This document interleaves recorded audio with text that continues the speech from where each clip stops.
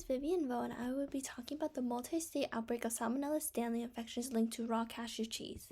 So, for the 6-step analysis, step 1, the FDA investigated the source of the outbreak and revealed that the raw cashew cheese was the cause to all consumers. Step 2, the CDC took action and determined the cause was the consumption of raw cashew cheese. The most reasonable method of stopping this infection is to recall the production and supply.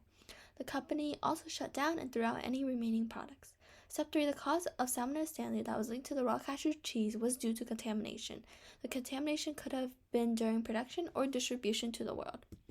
Step 4, the Food Safety Department CDC ensuring that this outbreak doesn't occur again through the health belief model that makes sure workers are aware of risks and outbreaks that could occur due to poor production.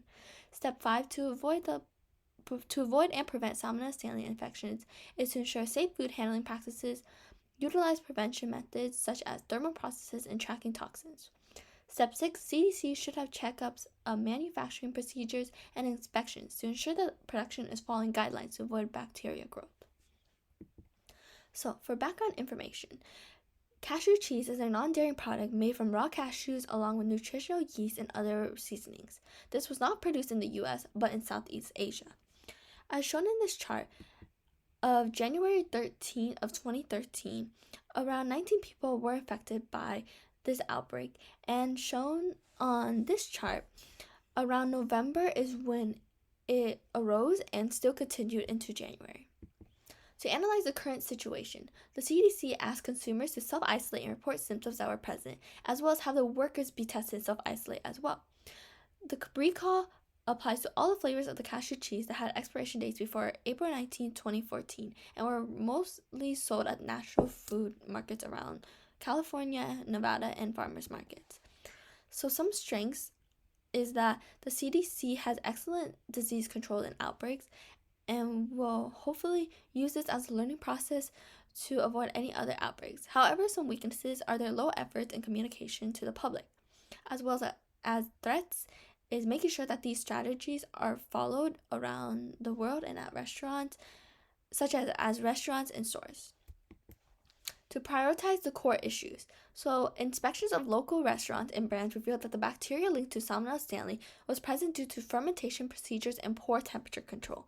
So, as shown in this chart right here, the food flow diagram shows how fermented cashew cheese was made at a restaurant. The soaking step of the cashews and the temperature is most likely where the bacteria was able to arise in the raw ingredients, as shown right here. To analyze alternatives, so you want to ensure proper education on methods of preserving the nut in production. So as shown on the first photo, far left, this begins by checking on the soil and the drying of the nuts on the field. Cashews are needed to be dried entirely to avoid any bacterial growth. After this, remember to check the machinery that are used to make the cashew cheese, and ensure that no cross-contamination will occur with previous nuts that may have been exposed. And most importantly, on the far right, check the packaging and the method of distribution to make sure the cashews don't go bad during shipment and shelving life, such as temperature control or exposure to other bacteria. Some recommendations that could be used to avoid this from occurring again is ideas such as thermal processing, which could be more effective compared to soaking the nuts to try to remove the bacteria. Due to the cashew nut being raw, they are more prone to carry bacteria in them from harvest. Using heat could kill the bacteria, as well as ensuring safe food handling practices when pre-harvesting, after harvesting, shipping out, and remember to educate the retailers and restaurant owners. As shown here, some safe food handling processes could be food storage, heating, temperature control, prevent cross-contamination, as well as including some test strips that could reveal contaminants during the production, such as coliform test kits or indicators bacteria kits. And also, most importantly, to establish an action plan. So the CDC should remember to always have routine checkups on production methods and confirmation of nuts being safe to consume.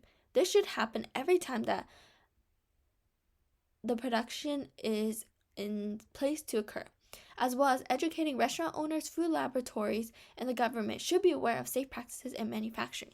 This should be renewed every year, such as a license. If an outbreak does occur, the CDC should always follow the outbreak and ensure that by a certain time period, the outbreak is under control. This should be a minimum around 2 years. So, to finalize, and my opinion on this, the process of eradicating Salmonella Stanley was ultimately ensuring proper hygiene practices and processing methods. This could be avoided in the future with new procedures and regulations in place, such as the thermal process, upholding safe food handling practices, and the test strips. Following all these steps could control the spread and avoid the reoccurrence of this outbreak in the future. And then these are the references. Thank you for listening.